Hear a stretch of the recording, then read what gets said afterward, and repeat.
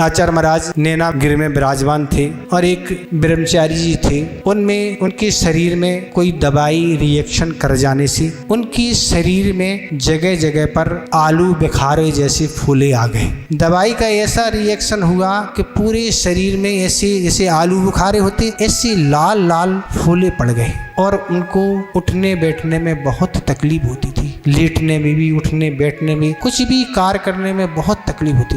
वह जगह जगह डॉक्टरों के पास गए, उन्हें काफ़ी इलाज का सोचा, इलाज की सलाह भी ली, पर डॉक्टरों का ये कहना है कि हम ठीक इनको कर सकते हैं, इनमें से जो कुछ है वह निकाल सकते हैं, पर आपके जीवन को खतरा है, आपके जीवन को कुछ भी हो सकता है, उसकी हमारी कोई गारंटी नहीं है। और ये सारी सलाह लेने के बाद उन्होंने सोचा अब अपन को कुछ नहीं करना, अपन को तो घर वापस चलना है। और वह घर वापस आ गए और आचार्य महाराज नैनागिरी में विराजमान थे और आचार्य महाराज के पास पहुंचे और आचार्य महाराज को सारी बात बताई। परिवारजन उनके साथ थे। आचार्य महाराज इनको ऐसा हुआ। आचार्य महाराज ने एक ही बात कही, बस ये भी ठीक हो जाएंगे, कोई बड़ी बात नहीं है, पर हमारे अनुसार चलना पड़ेगा। ना तो इसमें कोई दवाई चलेगी, ना आपके अनुसार इसमें कुछ भोजन चलेगा, बस ये सब अच्छा हो जाएगा। ये दवाई नहीं चलेगी, ऐसा होगा। सुनकर परिवारजन को तो शुरू में अच्छा नहीं लगा, पर जैसे ही उन्होंने अनुमति दी और आचार्य महाराज का उपचार शुरू हुआ,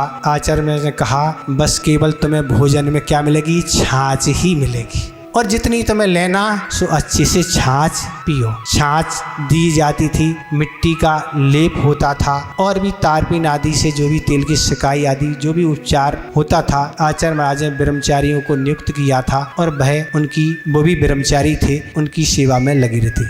एक हफ्ता ही नहीं लगा कि उस छाछ ने अपना कमाल दिखाना चालू कर दिया और वह आलू बुखारे जैसे जो वो थे सब पिचकना चालू हो गए। और 1 महीने लगा कि वे सारे जो फूले थे वह सारे के सारे पिचक गए और वह स्वस्थता का अनुभव करने लगे और सारी जो बीमारी, जो भी दवाइयों का रिएक्शन था, जो जहर था, वह सारा छाछ ने बाहर कर दिया और वह अब अच्छी तरह धर्म ध्यान करने लगे। चूँकि समाधि तो लेनी थी, अब तो काल ज़्यादा उम्र हो गई थी और 1.5 महीने और 1 महीने ये और 1.5 महीने और अच्छे से साधना करते करते लगभग 2.5 महीने के अंदर अंत समय में नमोकार मंत्र का जाप करते करते शल्लेखना उन्होंने धारण कर ली।